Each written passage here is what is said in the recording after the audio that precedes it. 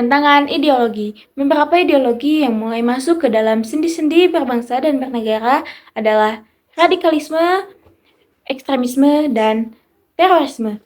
Kata radikalisme sering diidentikan dengan ekstremisme. Ekstremisme kekerasan atau violent extremism adalah kesadaran penuh untuk melakukan kekerasan atau untuk menggunakan kekerasan demi meraih keuntungan politik, agama, dan ideologi.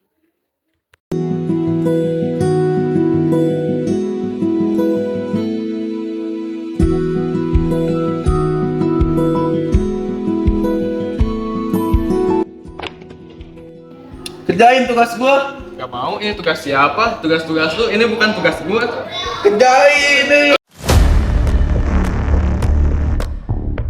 Selanjutnya ada hoax dan post-truth. Nah, hoax adalah suatu informasi yang tidak benar atau keliru, yang sengaja disebarluaskan untuk menipu atau manipulasi orang lain. Nah, selanjutnya ada post-truth atau pasca kebenaran, adalah dikaburkannya publik dari fakta-fakta objektif. Dalam arti lain, post-truth mengacu pada situasi di mana fakta objektif kurang berpengaruh dalam membentuk opini publik dibandingkan dengan emosi, keyakinan pribadi, atau narasi yang lebih menarik. Dalam ilmu komputer, dikenal istilah garbage in, garbage out. Artinya, jika yang kita terima atau konsumsi adalah sampah, maka sampah pula yang kita terima. Lu tau nggak? Katanya akuntansi negeri itu pernah masuk LKS peringkat ketiga Jawa Barat. Kata siapa lu? Hebat beda orang. Sejak kapan anak Ronaldo masuk LKS peringkat ketiga se Jawa Barat? Hoak lu. Gak percaya gua.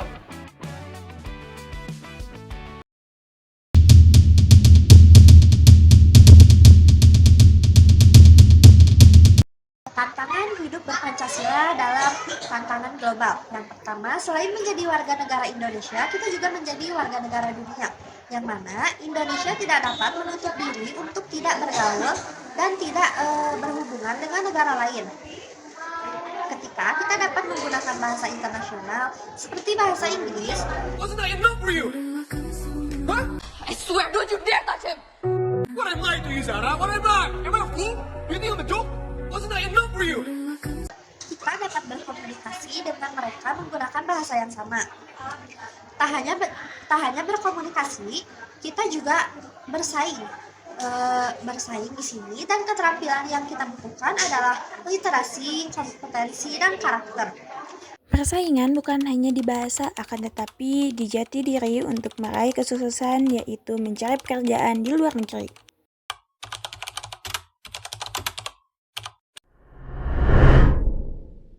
Berpancasila dalam kehidupan global. Di Indonesia ini kita masih punya agama, suku, ras, dan bahasa yang berbeda-beda, dan kita masih memiliki tradisi yang memberi semangat untuk rukun dan perdamaian. Salah satunya di Bali, yaitu ada tradisi ngejot, yaitu pertukaran makanan antara pemeluk agama yang berbeda.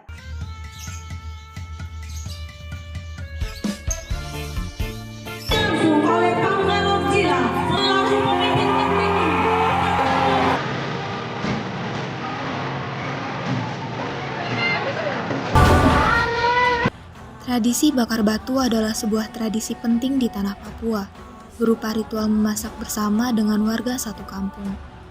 Pancasila sebagai kekuatan. Pada nilai pertama Pancasila ketuhanan, bangsa Indonesia tidak terjebak pada ideologi materialisme yang menempatkan materi di atas segala-galanya.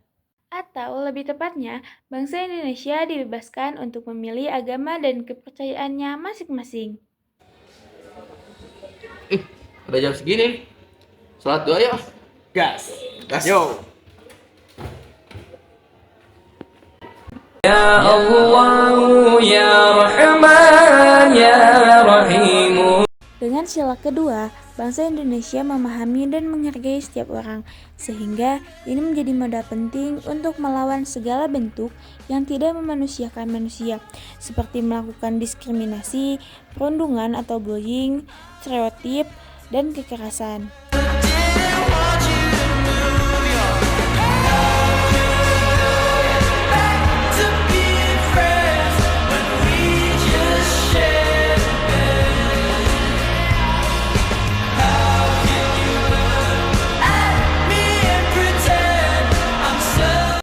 Dengan sila ketiga, bangsa Indonesia memiliki semangat nasionalisme yang tinggi.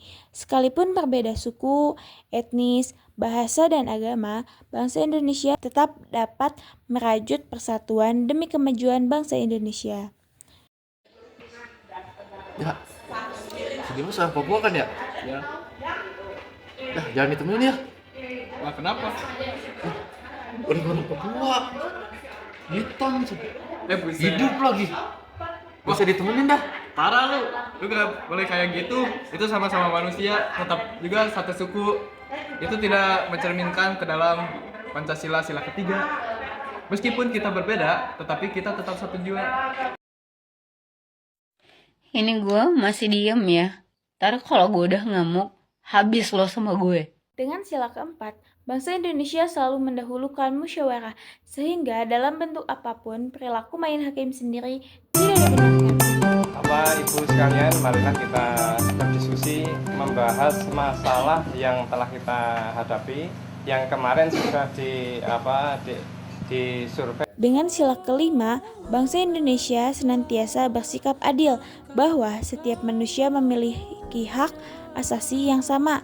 Masyarakat mudah membantu orang lain yang berbeda dalam kesusahan, kemiskinan, dan lemah.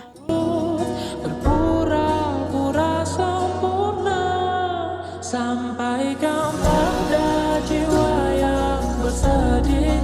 Begitu dingin dunia yang kau huni, jika tak ada tempatmu kembali.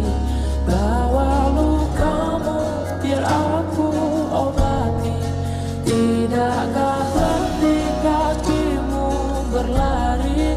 Ada hal yang tak mereka mengerti. Beri waktu untuk bersandar sebentar. Selama ini kau hebat, hanya kau tak. Meningkatkan keterampilan diri. Yang pertama itu kolaborasi. Kolaborasi sangat penting karena ada banyak hal yang tidak bisa dikerjakan bersama-sama. Dengan melibatkan banyak orang untuk sama-sama berkontribusi demi mencapai tujuan bersama. Yang kedua,